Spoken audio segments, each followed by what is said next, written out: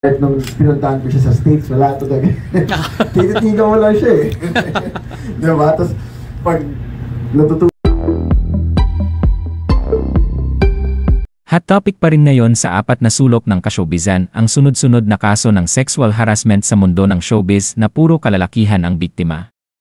Unang lumantad ang baguhang sparkle artist at panganay ni Nino Mulak na si Sandro Mulak, na sinundan ni Gerald Santos na hinalay umano ng musical director na si Danny Tan.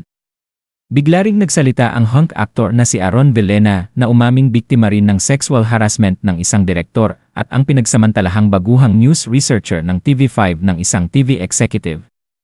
Kaya naman sa naganap na presko ng bagong Vivamax original movie na butas nitong nagdaang Martes, August 27, natanong ang lead star nitong si Albi Casino kung ano ang reaksyon niya sa sunod-sunod na kaso ng sexual harassment sa bansa among male celebrities.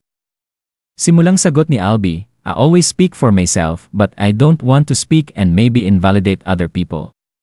So, yun ang unang-una kong sasabihin. Everything I can say right now is only based on my soul experience. I can't talk about anyone else's experience other than my own because everybody has the right to live their own experience. But this is, like I've said, my experience.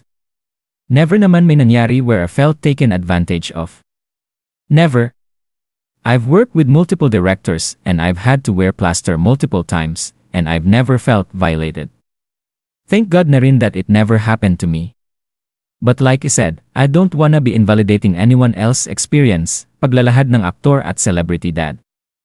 Wala mang binanggit na pangalan si Albi sa mga sumunod niyang pahayag ay mukhang patungkol ito sa premyadong direktor na si Joel Lamangan.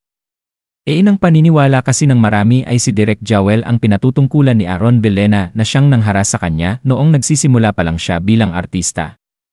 Nangyari raw ito sa shooting ng kanilang pelikula kung saan kailangan niyang maglagay ng plaster sa kanyang private parts. Say ni Albi, "I've never had anything bad. I want to say something kasi I feel like this director I've worked with before is kinda under fire. But like I said, I've worked with him and nothing bad ever happened." Ilan sa mga pelikulang ginawa ni Albi na idinirect ni Joel Lamangan ay ang Rainbow Sunset noong 2018, isa pang bahaghari noong 2020. At ang Vivamax movie na Biyak noong 2022. Ayon nga sa naging pahayag ni Albi, wala siyang naging masamang experience sa kamay ni Joel Lamangan.